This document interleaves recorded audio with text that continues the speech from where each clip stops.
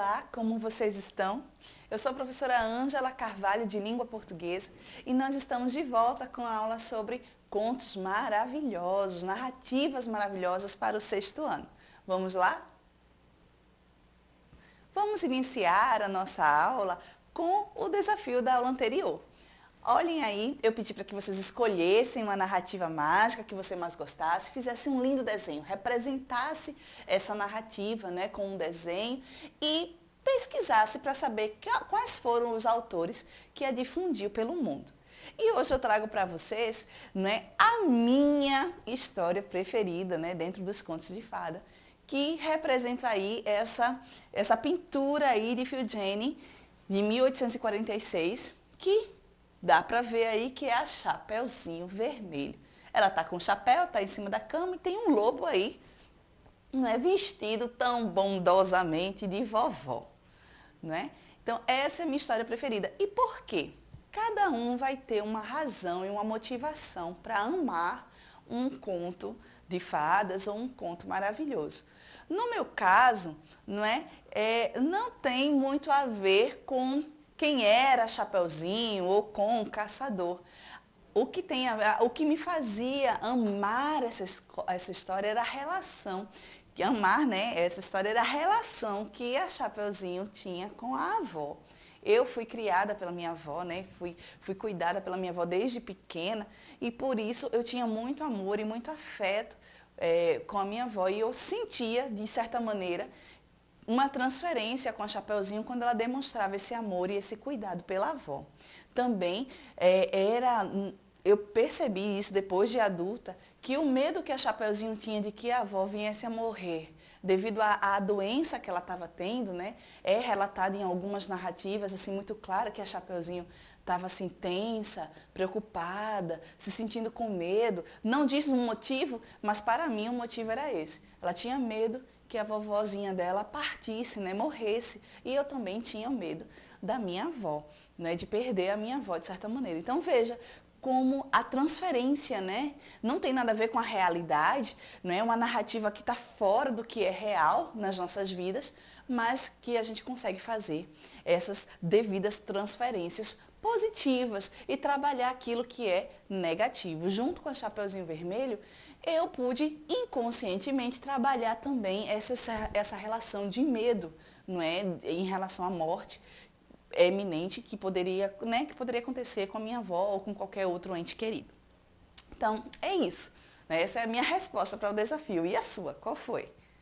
Bom, já que eu trouxe Chapeuzinho Vermelho, eu trouxe para vocês aí o texto de Chapeuzinho Vermelho, só que a adaptação dos irmãos Grimm.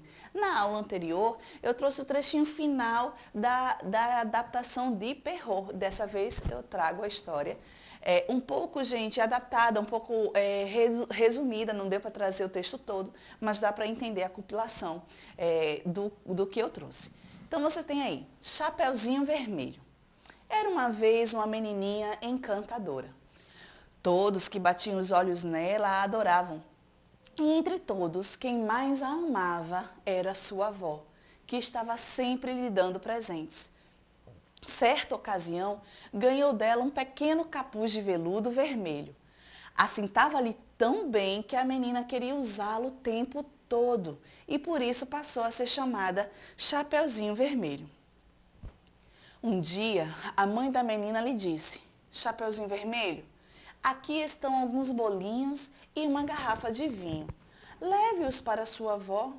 Ela está doente, sentindo-se fraquinha, e essas coisas vão revigorá-la. Trate de sair agora mesmo, antes que o sol fique quente demais. E quando estiver na floresta, olhe para frente como uma boa menina e não se desvie do caminho. Senão, pode cair e quebrar a garrafa e não sobrará nada para a avó.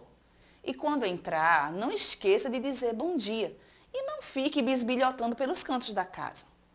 Farei tudo o que a senhora está dizendo, Chapeuzinho prometeu à mãe.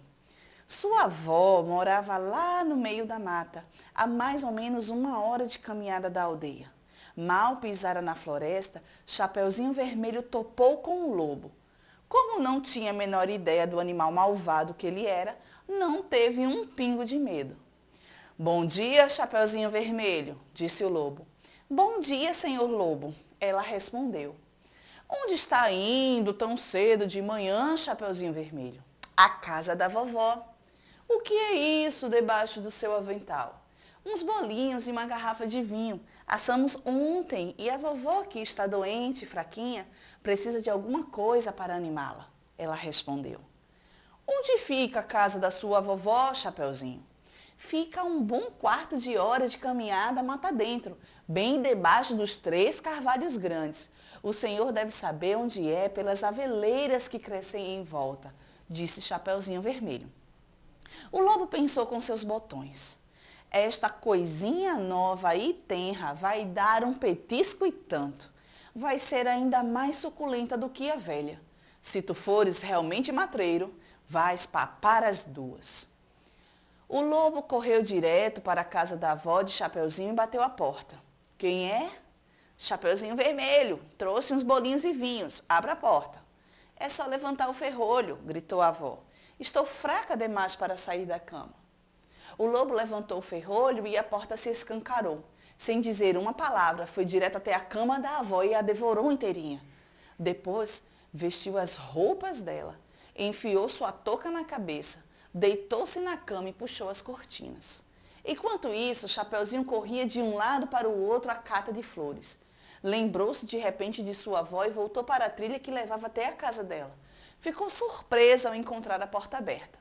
Chapeuzinho Vermelho gritou um olá, mas não houve resposta. Foi então até a cama e abriu as cortinas. Lá estava sua avó, deitada, com a touca puxada para cima do rosto. Parecia muito esquisita. Ô avó, que orelhas grandes você tem? É para te escutar. Ô avó, que olhos grandes você tem? É para melhor te enxergar. Ô avó, que mãos grandes você tem? É para te agarrar. Ô vó, que boca grande e assustadora você tem? É para melhor te comer. Assim que pronunciou estas últimas palavras, o lobo saltou fora da cama e devorou a coitada da Chapeuzinho Vermelho. Saciado seu apetite, o lobo deitou-se de costas na cama, adormeceu e começou a roncar muito alto.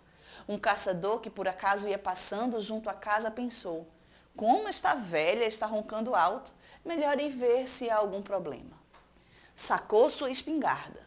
Em vez de atirar, pegou uma tesoura e começou a abrir a barriga do lobo adormecido. Depois de algumas tesouradas, avistou um gorro vermelho. Mais algumas e a menina pulou fora gritando. Eu estava tão apavorada, como estava escuro na barriga do lobo. Embora mal pudesse respirar, a idosa vovó também conseguiu sair da barriga. Mais que depressa, Chapeuzinho catou umas pedras grandes e encheu a barriga do lobo com elas. Quando acordou, o lobo tentou sair correndo, mas as pedras eram tão pesadas que suas pernas bambearam e ele caiu morto. Esse texto está dentro do livro Contos de Fada de Perrault Green, Andersen e Outros, da editora Zahar, edição de bolso. Bom, veja aí o texto, né, da Chapeuzinho Vermelho. Vamos dar prosseguimento aqui, olhando bem para o texto e observando a estrutura desse texto. Antes de mais nada, nós temos aí o título, Chapeuzinho Vermelho. E os primeiros parágrafos, eles são parágrafos introdutórios. E o que significa isso? São parágrafos que vão introduzir os personagens e o eixo gerador da história. Nós temos o desenvolvimento, que são as ações dos personagens.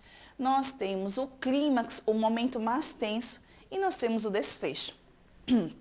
Tirando o título, toda a história ela é chamada de enredo, como vocês podem ver aqui. Nós tiramos o título, tudo que fica, né, toda a história do começo ao fim, nós chamamos de enredo. Bom, o que é o parágrafo de introdução? O que é a introdução? Né? Não precisa ser apenas um único parágrafo, pode ser 2, podem ser 3. Mas o que é a introdução dentro da estrutura de uma narrativa, de qualquer narrativa, na verdade? A introdução, ela vai introduzir, como diz o nome, os personagens, a situação inicial desses personagens e o eixo motivador. Nele, nós temos descrições dos personagens, né, junto com as características, né, o uso dos adjetivos. Agora, nos contos maravilhosos, nas narrativas maravilhosas, existe algo muito específico, que é o iniciozinho dessa história. Aqui nós temos a tão famosa expressão, era uma vez. Você também pode encontrar em um certo lugar bem distante daqui, em uma aldeia muito longe daqui. Essas narrativas, elas geralmente começam dessa maneira, marcando um lugar que se distancia do universo infantil. Desde o início das nossas aulas que eu tenho falado que essas histórias elas dão vozes às crianças. Então é muito confortável para a criança que faz transferência dessas histórias para suas próprias vidas, que essa história não tenha nada a ver com sua realidade. Então quando se diz era uma vez, num lugar bem distante daqui, distancia essa história e faz com que a criança se conforte. Há aqui as características da personagem, né? A Chapeuzinho Vermelho ela é encantadora, todo mundo a adorava. A descrição desses personagens, ela usava um capuz vermelho e a situação inicial, o eixo motivador. A avó está doente e ela precisava levar alguns bolinhos e vinho. No desenvolvimento, nós temos as ações dos personagens. Nós percebemos essas ações com os verbos que são utilizados. Nós temos topou, tinha, teve, disse, respondeu e todas as ações que esses personagens vão fazendo, né, no desenrolar da narrativa. Há também, dentro dessa movimentação desses personagens, dessa ação desses personagens, o diálogo, né, que é muito comum dentro das narrativas maravilhosas. Esse diálogo geralmente aparece num discurso direto, mas também pode aparecer dentro de um discurso indireto. Nós falaremos um pouco mais dos diálogos nas próximas aulas. Bom, e o clímax? O que é o clímax? O clímax é um momento de maior tensão e de maior expectativa. É quando os nossos olhos e nossas emoções estão focadas totalmente na história. É o momento em que o lobo está prestes a devorar a Chapeuzinho, né? Esse momento aí de clímax, de maior tensão. E nós temos o desfecho, ou seja, como a história se resolve, como nós resolvemos o conflito criado na história. Qual foi o conflito? O lobo devorou a Chapeuzinho. Como é que foi resolvido isso? Essa narrativa ela resolveu isso trazendo um novo personagem para a história, que é o caçador, até então não tinha sido citado na narrativa, mas ele é que consegue salvar Chapeuzinho e a avó da barriga do lobo. E a própria Chapeuzinho tem um crescimento aí, né? Essa personagem, ela cresce, amadurece, porque ela mesma soluciona. Ela cata pedras grandes, ela enche a barriga do lobo e o lobo não consegue, assim, sair correndo. O lobo morre, né? Então, a situação final é essa. Então, nós temos aí toda a estrutura da narrativa maravilhosa, não é? Nós temos, e de qualquer narrativa, na verdade, né? Você tem o parágrafo de introdução, você tem a introdução, você tem o desenvolvimento desses personagens, você tem aí um clímax, um momento, né, de grande tensão e o desfecho. E chegamos na hora do nosso desafio. Durante séculos, as narrativas maravilhosas foram transmitidas oralmente, ou seja, nem era escrita, tá? E por isso elas foram sendo adaptadas com mais facilidade. Né? De acordo com os povos, com suas culturas, elas foram sendo modificadas. Ao recontar os contos, as pessoas os modificavam, adaptando suas histórias ao público ouvinte, incorporando seu modo de vida, seus costumes da época. Vamos contar diferentes versões de uma mesma história? Escolha uma dessas histórias aqui a seguir e conte sua própria versão dela. Faça uma versão própria dessas histórias. Escolha uma. Pode ser Chapeuzinho Vermelho, Branca de Neve, A Pequena Sereia ou Pequeno Polegar. Dê a sua própria versão para uma dessas histórias. E ficamos por aqui. Até a próxima aula. Que Deus os abençoe.